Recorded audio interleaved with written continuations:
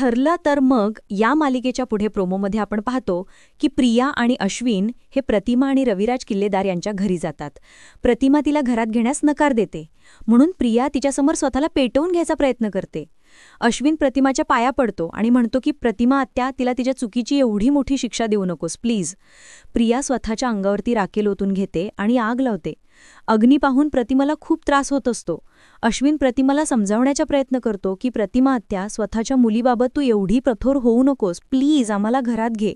अश्विन म्हणतो की मी तुझ्या पाया पडतो, प्लीज हे सगळं थांबव. प्रतिमा आत्या, तू थांबवू शकते अगं. इकडे अर्जुन विचार करत असतो की तन्वीने ते गाठोडं कुठेतरी लपवून ठेवलं असेल का. नक्की कुठे ठेवले तिने गाठोडं. तिचं अर्जुन तन्वीच्या रूममध्ये ते शोधण्यासाठी जातो. तिकडे तो भरपूर शोधाशोध करतो. सायली अर्जुनसाठी कॉफी घेऊन आलेली असते रूममध्ये, परंतु अर्जुन तिथे नसतो. सायली बाहेर येऊन अर्जुनला कॉल करते. सायलीला अर्जुनच्या फोनची रिंग जवळपासच ऐकू येते. सायली विचार करते की यांच्या फोनची रिंग येथेच का वाजत आहे, म्हणून तिथं प्रियाच्या रूमच्या दिशेने जाऊ लागते. अर्जुन जेव्हा प्रियाच्या रूममध्ये शोधाशोध करत असतो तेव्हा तो मनाशीच म्हणतो की कुठे ठेवलं असेल गाठोडं, कुठे ठेवू शकते तन्वी ती गाठोडं. नंतर अर्जुनला एक ड्रॉवर लॉक केला सापडतो. अर्जुनसुद्धा विचार करतो की एवढा एकच ड्रॉवर एवढा लॉक करून का ठेवला असेल प्रियाने.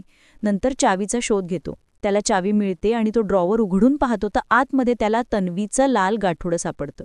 त्या गाठोड्यामध्ये सगळ्या लहानपणीच्या गोष्टी असतात, त्या सायलीच्या असतात. आता त्याला कळतं की सायली आणि तन्वी कोणत्या शाळेमध्ये होत्या, त्या शाळेचं कार्ड त्याला सापडलेलं असतं. आता सायलीसुद्धा अर्जुनच्या दिशेने येत असते. आता सायली अर्जुनला प्रियाच्या रूममध्ये पाहून परत प्रश्न विचारत बसेल का, आणि प्रतिमा प्रिया आणि अश्विनला घरात घेईल का, हे आपण पुढील काही एपिसोड्समध्ये पाहणार आहोत. आणि इथेच हा प्रोमो संपलेला आहे. भेटूया पुढील भागात.